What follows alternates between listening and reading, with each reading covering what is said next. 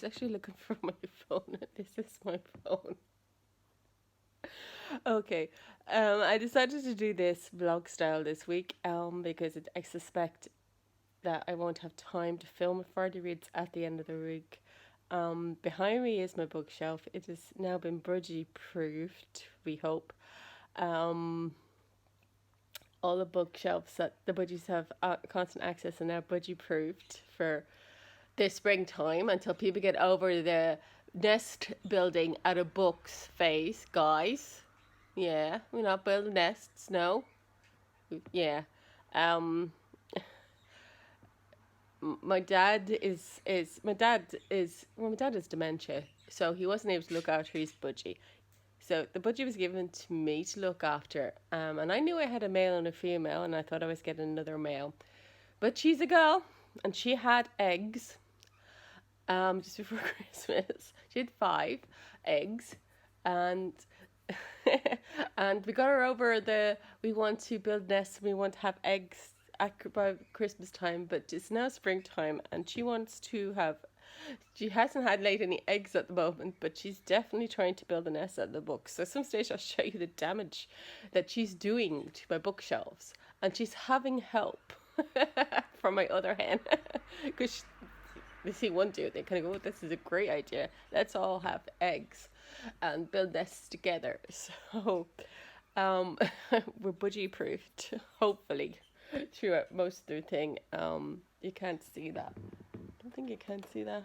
No, you're not going to see that. But they've eaten that completely. They've eaten all the pictures completely. They're eating everything they can to make nests. But the best thing to make a nest in is the very top of a bookshelf, because you can, if you eat enough of the book, you can get in a nice little hollow and lay your eggs.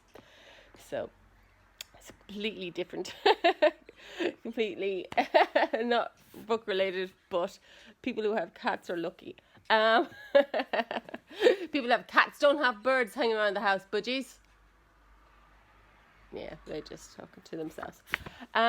So Anne Bishop's The Jewels Trilogy, I'm only gotten at the moment, I haven't done my 53 pages for today. Today's the first day, the buddy reading for Amy at Zoe Beck. So we're at page 32. I'm going to have to stop here.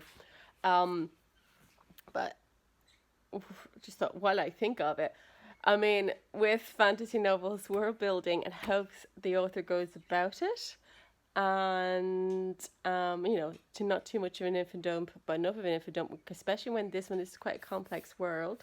So I think she's been handling it quite well so far. But what is particularly intriguing at the moment, and I'm sure it's going to be all the way through, is in this world, females are in charge rather than males. And they slightly outrank males. There's a whole structure based on jewels and all the rest of it. Hierarchical structure and your bloodline and all the rest of it. But I just thought, like, it was interesting that the males are still quite aggressive and very male dominant characters, and yet it's their ambition to serve a queen. When you think of books kind of like more like was it Naomi? I can't remember The Power. I can't remember her last name. Where when on other worlds, when they put women in charge, they give them kind of male characteristics. So in this world, that women have very female characteristics, and men have very male characteristics. So it's interesting to see how she's going to work this all the way through. Oh yeah, about 5 seconds of the book and 3 minutes of budgie talk. But see you later. Bye.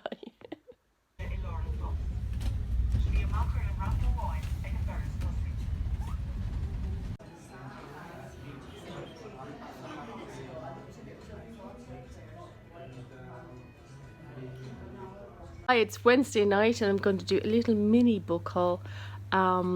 So from my recent book mail, from Kenny's, so it doesn't really matter if you see the address on this because that's my work address where I work. It's not secret, it's on the internet.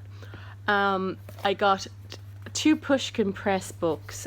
This is the book originally brought to my attention. No, I already have about 3 Pushkin books on my shelf, but I didn't really take note of this publisher until I saw that they had this book re-released. It's a 1973 book, I think, The Honjin Murders. It's by Seishi Yokomizo. It is a classic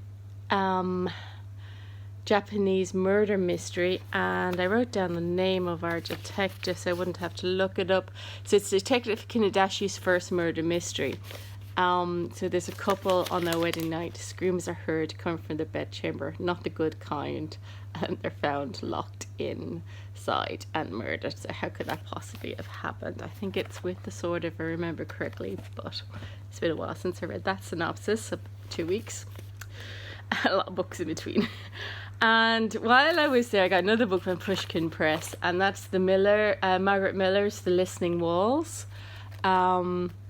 This is described as, and this is, if I can read my writing, suspenseful masterpiece about corrupted love from the master of American noir. So that description is the reason that I got it. So another, she's supposed to have very good writing skills, obviously writing skills, but language skills.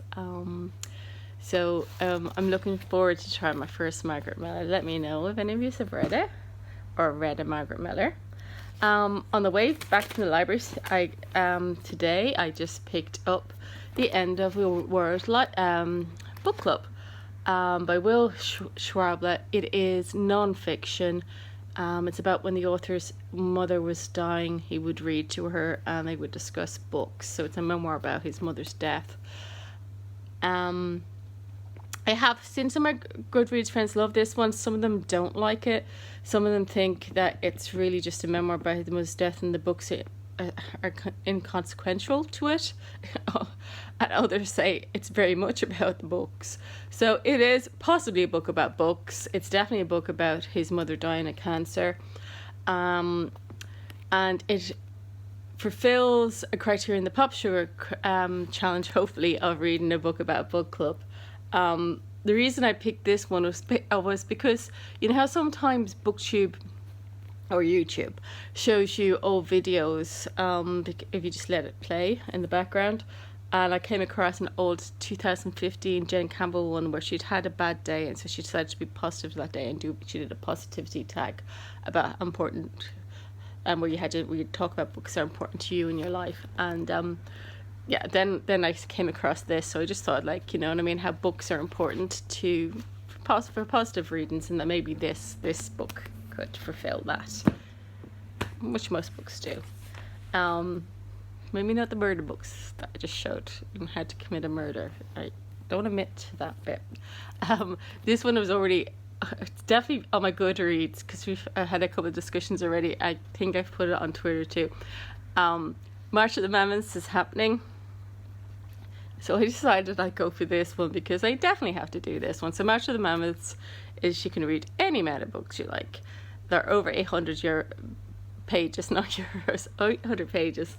Ducks Newburyport has been discussed a lot recently because by Carl Arneson on The Lonesome Reader, it's part of his predictions for the short listing or the long listing for the Women's Prize, long listing for the Women's Prize. I think we're at this stage, and he was one of his favourites. He is trying to read more long books, and he really enjoyed this. He did read it over 2 weeks. Would I be able to read this book over 2 weeks and not dip into other books? We shall see. It's from the library, so if I'm not getting on with it, it doesn't matter. I have a 3-word synopsis for this book that somebody gave me. They told me it has internal rhythm, it's about contemporary America, and a lioness. So that's what this book is about. And it's only about 7 sentences, so I'm sure it'd be a breeze to read. And last but not least, I'm reading Storm Warning. I have to get her last name. I did write these down because I knew my memory is shot at the moment. It's by Beth Doyle. I've been asked to read this as a review copy. I believe Beth wrote this when she was 16, and she's about 18 at the moment. It is an urban fiction fantasy, urban urban fiction. It's either urban or rural. It's urban fantasy, set in Dublin, and the main protagonist is a 17-year-old whose brother has just died, and is in the Tampa bar and is pulled into this fantastical world. I don't normally read arcs, but for review, specifically for review. I don't normally do it, but something about this one attracted me, probably because something I've written has centered itself on the Temple Bar a bit. Yeah, so I just wanted to see what this young woman's take on it was. And so hopefully I might actually start that one next week. I believe it's actually published the 1st of March. I'm not under any pressure to read it by then, but I just thought it'd be nice to read it, because it has no reviews at all yet on Goodreads. It just has a couple of people who have obviously been given arcs who are currently reading. So yeah.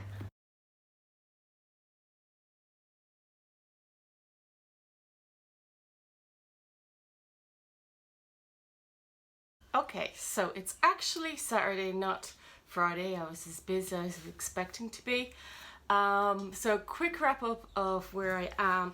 I have finished the Anne Bishop book. Sorry, all the books are underneath you and you're going to get bashed. Daughter of the Blood. So we have an exciting conclusion to this one. Reading this trilogy, or I think there's 10 books in all. There's a major trigger warning for sexual violence against all genders and all ages. So there's some paedophilia as well in here. So it's definitely not for everybody. So steer away if you don't like this kind of system. It's a world where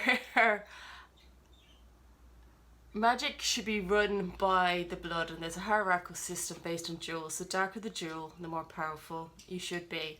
But it's been corrupted a lot by politics and manipulation. A woman should be the ruler ultimately, with a male consort. But everything has been totally corrupted down to the fact we have male sex slaves and all sorts of things in here. So the basic premise is about the girl who is Captain W with the power, who is born to rule the world and restore the old order. So a lot of the normal, quite common trope in fantasy here, but it's a very compelling read. I did see one review of it that had 1 star, that basically says, for feck's sake, I kept reading even though I didn't like it. So she's an extremely compelling writer. She has characters such as Satan, who is cute and cuddly, and I was buddy reading this with Amy, and so we're back, and yes, he is cute and cuddly, and other characters called Demon and Lucifer, and all sorts of things. So I mean, like, I actually find the names quite convenient. Some people complain about them, but I find them convenient because you know who they're meant to be. It's very obvious. It's intriguing characters called Surreal, and yeah, I won't even tell you the name of the witch, I don't think.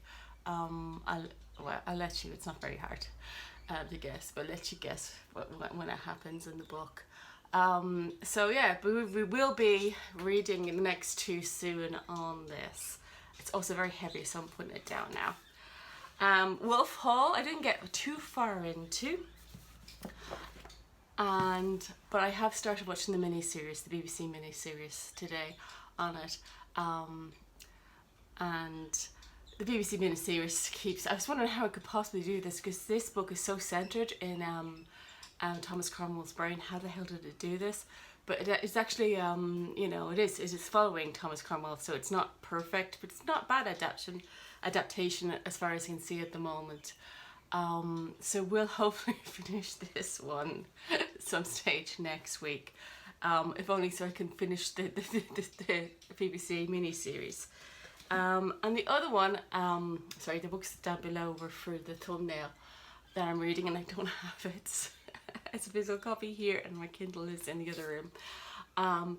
is Storm Warning, which is really fitting for the moment because we're actually in the middle of the beginning of the Orange Warning in Dublin, and it's Red Warning on the west coast of Ireland for Storm George. So this book is Storm Warning by Beth Duffy. Please be the right name. There you go. I'm going from the...